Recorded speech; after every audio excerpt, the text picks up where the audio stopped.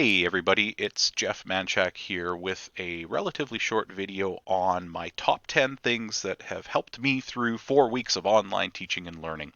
So the top 10 resources that I have accessed and have been using all through this process. I decided to put this short video together to, in a way, address some of the things that I've been able to do over the course of this online learning that have helped me out, but also as a thank you to all of the others that are out there on the internet, on Twitter, on Facebook, on all these places that have been posting stuff about what they're using and what they're doing to help support our students in the time that we're in right now.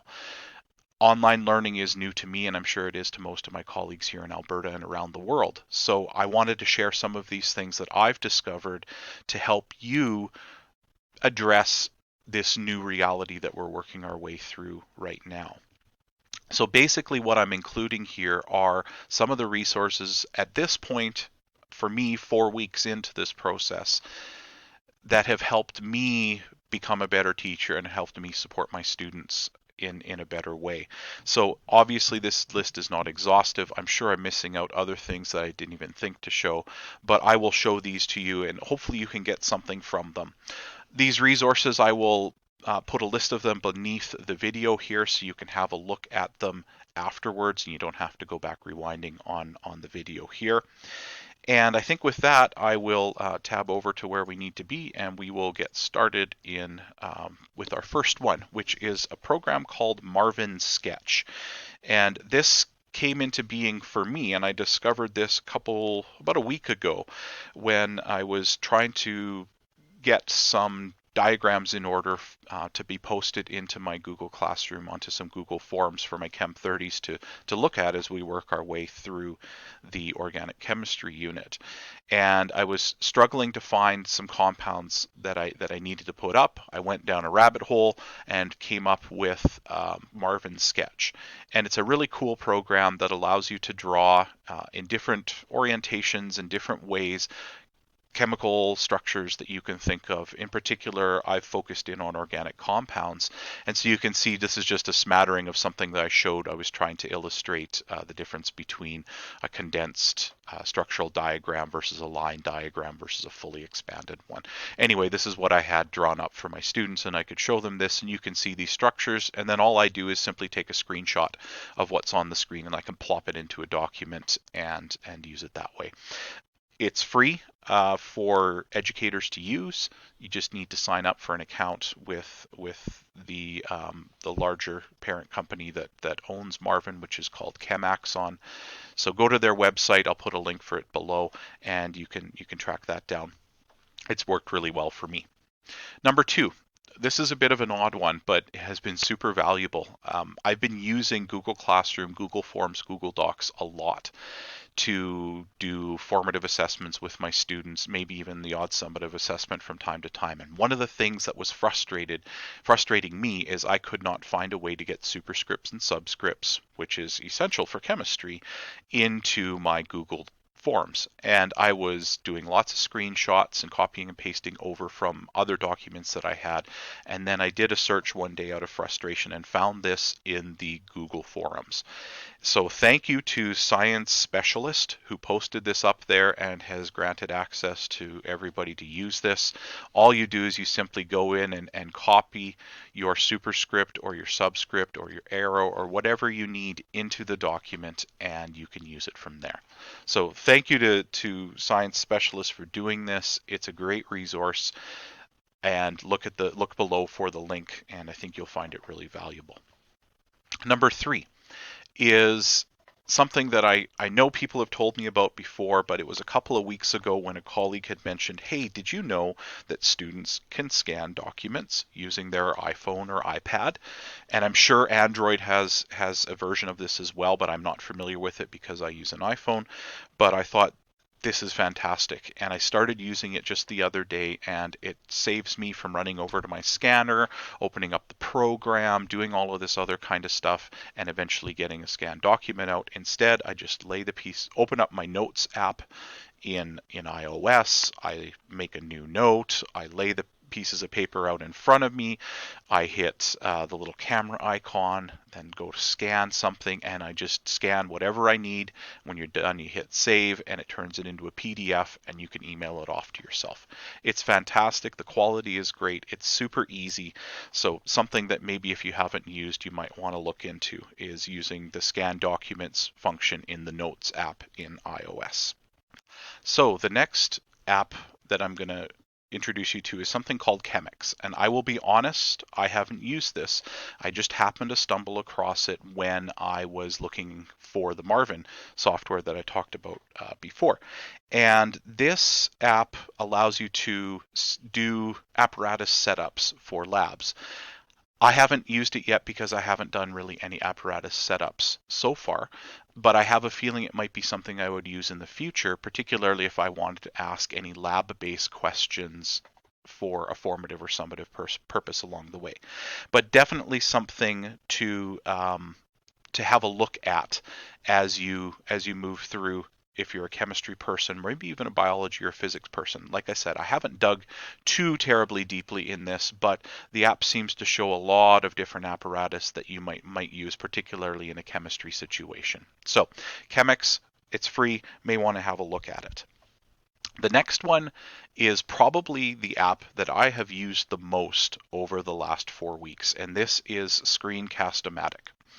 It's a screen capture program that I think is absolutely fantastic. And I must admit, I have used this prior to everything happening in the world today. And I've been using it actually previously to record lessons when I was away and I needed to bring a sub in. And it's been fantastic because then the students get that sort of particular narration and explanation that they're used to. And I've been using this to record using a laptop that has a webcam on it. I'm not using that right now because I wanted to have a little bit more space to work with. But that laptop with the webcam will allow me to project my image as well. It allows me to show the PowerPoint or the Google Slides or whatever I'm using to present my information. Why I chose this over Screencastify, which is free right now, Screencastify is, and why I continue to use this even though Screencastify is free, is that this allowed me to use PowerPoints. And I found I couldn't figure out a way to use Screencastify outside of Google Chrome. So I can use this and record anything on my desktop. It doesn't have to be in Google Chrome or not. Screencast-O-Matic has a free function, but I believe it's very limited for the length of video that you can record with it, and that's just fine. For some of you, for others like me, it wasn't going to work, so I did pay the 1 year fee, and that only came to $18 for the entire year, which I thought, that's not too bad, all things considered. The other advantage of this is it does have an iOS and an Android app, I believe, and I've spent a little time fiddling with the iOS app on my iPad, but haven't really used it because it just is a little tricky moving between apps within the iPad. So Screencast-O-Matic, I think it's great. If it's something that you think might be worthwhile, check into it and see. Like I said, it's not free, but $18 a year ain't too bad either. The next one I want to talk about is something I claim no credit for, but I have used and it's been fantastic. And the story behind this is I was looking for a way to record live with my voice and my hand writing out problems that I was doing in Chemistry 30. Particularly, I was working at the time through doing redox stuff and balancing redox equations, oxidation numbers, all of that kind of stuff. And I was really having trouble feeling that I was explaining things properly. So one morning I was flipping through Facebook and I found that this lady, this wonderful educator named Lori, had posted what she did to make basically a homemade document camera with stuff she had around her house. And I thought, this is great. It uses Discord, and Discord is a voice communication, video communication app a lot of people use when they're playing video games, but it's got a ton of other applications. And what she's done and what I've done is set up two Discord accounts, one that operates on my phone, the other that operates on my computer that I'm doing my recording on. I fire up Screencast-O-Matic, I fire up Discord on the two accounts, I start a video chat between them, I mute the microphones and only have video active on my iPhone. And then I do a setup similar to what she has here, and I can show you kind of that, where I have my iPhone clamped to a piece of wood, which is clamped to my tripod. Yep, it's that kind of setup. And it allows me then to write underneath the camera, and then I can live stream what I'm writing into Discord on the computer that I'm doing the recording on. And all I do is when I'm ready to show that example that I'm working on, I just drag the screen over that has the Discord window open, and you can see the live recording that way. I think it's great. It took a little bit of coordination. It took a little bit of fiddling, but it works well for me. I'm sure there's better stuff out there. And if you wanted to leave me a comment with what that better stuff might be, by all means, I'd be happy to hear about it. So the next one is something that I'm going to be very short. This is number 7, and I'm going to call it just generally the Google Suite. I'm sure most educators here in Alberta are using this, and I would imagine educators around the world are also using it. Google Suite has been great for me. I'd used it to a small extent. I've always had a classroom around for my students to put little bits of information, maybe a data booklet if they forget theirs at home, or a copy of my notes or whatever it might be. But now it's just become my classroom, and students come in and they check the stream. They come in and they check their classwork to see what's coming up for them, and they work their way through everything in the Google Classroom. And along with Google Classroom, I've been using Google Forms to do my formative and summative assessments with my students, and I've been figuring that out. It's a huge suite. There's so much potential to it. Every day I learn something new, a little bit better way to do things. And if you haven't checked it out, maybe give it a shot. It can be a bit daunting at the beginning, but starting small is a great way to do things. And that's all I'm going to say about Google Suite and the Google Classroom, because I'm sure a lot of it's been said already in other forums. Another small app that I use as a plugin to Chrome is something called Equatio. And all it does is allow you to write out equations very, very easily. And these equations for me are usually coming in the form of something related to chemistry. So I can do a chemical equation with it. I can show the work as I'm doing a calculation using Equatio. And once you get used to it, it's a really user-friendly app to try to just type out your stuff, and then it goes and it automatically inserts it into a Google Doc or even a Google form as you're working your way through it. So Equatio is a great one. I am not a math teacher, but I'm sure math teachers would have a lot more to say about the effectiveness of this little app or add-on or plugin or whatever you call it for Google Chrome. The next one here is something called Video Compressor, and I think I'm talking about any sort of video compressors, and this is just a screen capture I've taken off of my iPhone. What's happened is from time to time I've found that I haven't been able to answer a question for a student satisfactorily just by typing out an email. So I got to the point using my setup here of recording a video of me explaining, where the student might have run into trouble or trying to answer the question that student has. But what I did find is once you get into minutes long explanations, let's say 5 or 6 minutes, you're getting into hundreds of megabytes of video files depending on your phone. And so what I wanted to do is just be able to send something that is easy to upload, so saves me on my end, and then easy on the student's bandwidth on their end. And so I found this app called Video Compressor. I'm sure there's others out there. There's probably better ones out there. Maybe this is the best one. I don't know. But I found this app, and all I do is I record the video, pop into the app, compress it 20 to 80%, and I go from hundreds of megabytes down to tens of megabytes depending on the length of the video. Shrinks it down, makes it easy to upload, and for our students that may not have a lot of bandwidth, and I'm a rural teacher, this might make it easier for them to download everything. So now we move to number 10, and I think number 10 is the most important resource that we have out there. And I wanted to include this one just as an opportunity for us to check where we're at and to have conversations with our colleagues.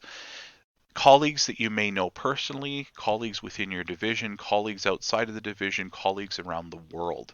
And I wanted to show you this particular tweet, and I've asked Reuben if I could show this because Reuben was one that kept popping up on my feed on Twitter all the time with all of this great Chem 30 stuff that was coming up, and he posted in particular this one with this activity that he's doing with his Chemistry 30 students, something that we would normally do in our Chem 30 classroom.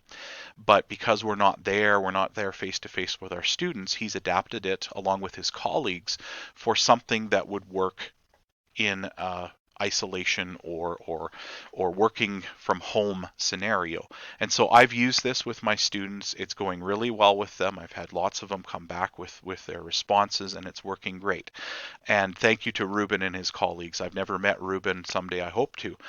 This is amazing stuff. And this is what I'm trying to say for this last resource is go out and reach out to people. Get on Twitter, get on Facebook, ask for resources. I know it's happening everywhere on Twitter right now. Don't be afraid to ask for help. Don't be afraid to share when it comes along. So Reuben shared this with me, and I promised I would share something interesting back with him.